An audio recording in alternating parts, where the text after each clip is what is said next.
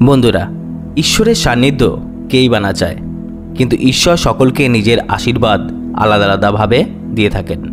কারো জীবনে অনেক কষ্ট থাকে, আবার কেউ জীবনে অনেক সুখে থাকেন।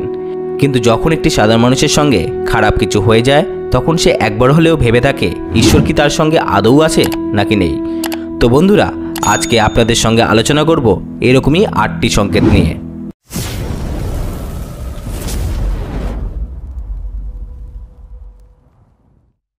বন্ধুরা, ভগবানের আশীর্বাদ যদি আপনাদের সঙ্গে থাকে, তাহলে ভগবানের প্রথম সংকেতটি হবে আপনার সকল কাজই আপনি অসফল হবেন।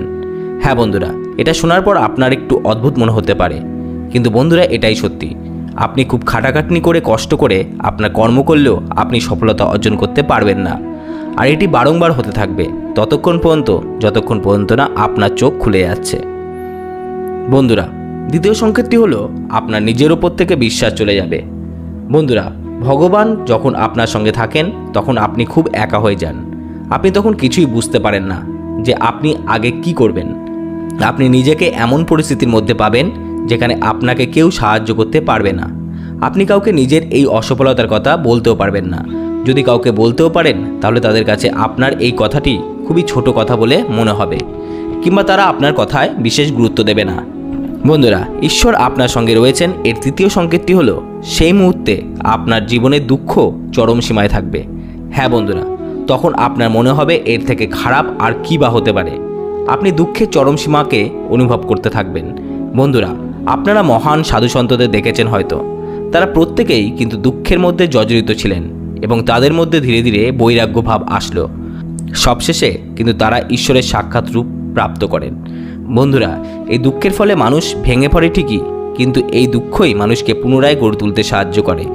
সেই মানুষ ধীরে ধীরে এটা বুঝতে শেখে যে এই সংসারে সম্পূর্ণ সুখ নেই, কিছু এমনও রয়েছে যা এই সংসারের ওপারে।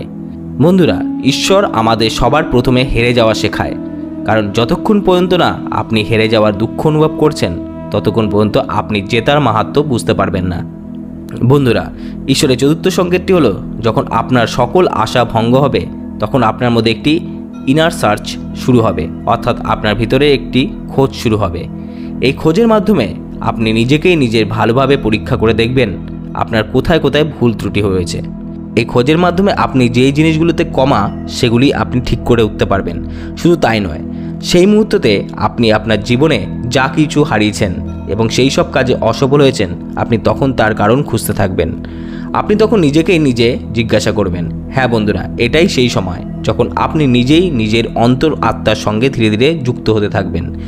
এরপর আপনার জীবনে একটি নতুন পরিবর্তন আসবে।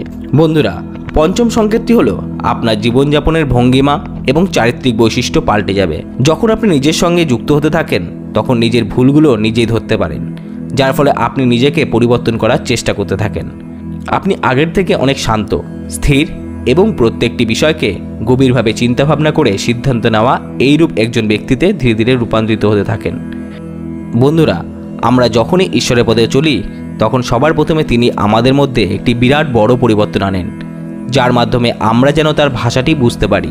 বন্ধুরা, যতক্ষণ পর্যন্ত না আমরা ঈশ্বরের গুণগুলোকে বুঝতে সক্ষম হব, ততক্ষণ পর্যন্ত আমরা ঈশ্বরের আমাদের প্রতি ভালোবাসা সম্পর্কও বুঝতে পারবো না।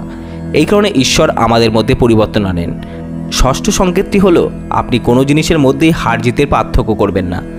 বন্ধুরা, এটা সেই সময় যখন আপনি পুরোপুরি পরিবর্তন হয়ে গেছেন বা নিজেকে পাল্টে ফেলেছেন। এখন আপনার জীবনকে দেখার ভঙ্গিমা পুরোটাই পাল্টে গিয়েছে, যার ফলে বাইরের জগতে হওয়া ঘটনাগুলিও আপনার জীবনে খুব কম প্রভাব ফেলবে। এই সংসারে হওয়া প্রত্যেকটি ঘটনাকে আপনি একটি নাটক রূপে দেখতে শুরু করবেন। আপনার মধ্যে একটি গম্ভীর্য ভাব চলে আসবে। বন্ধুরা, সপ্তম সংকেতটি হলো যখন আপনি এটা ভাবতে থাকবেন আপনি ঈশ্বরের অনেক কাছে পৌঁছে গিয়েছেন। সেই সময় আপনি আপনার জীবনে সবথেকে বড় ধাক্কা খাবেন। বন্ধুরা, এটা ঈশ্বরের সবথেকে কঠিন পরীক্ষা হয়ে থাকে। এখানে আপনার বিশ্বাস, আপনার বুদ্ধি সমস্ত কিছু পরীক্ষা করা হবে, যা কিছু আপনি আপনার যাত্রা, আপনার সাধনার মাধ্যমে শিখেছেন। এই সময় আপনার জীবনে এমন ধরনের দুঃখ কিংবা সুখ আসবে, তখন আপনি ভাববেন ঈশ্বর তো কিছুই না, ঈশ্বর কেবলমাত্র একটি মিথ্যে চিন্তন মাত্র, যা ছলনা ছাড়া আর কিছুই নয়।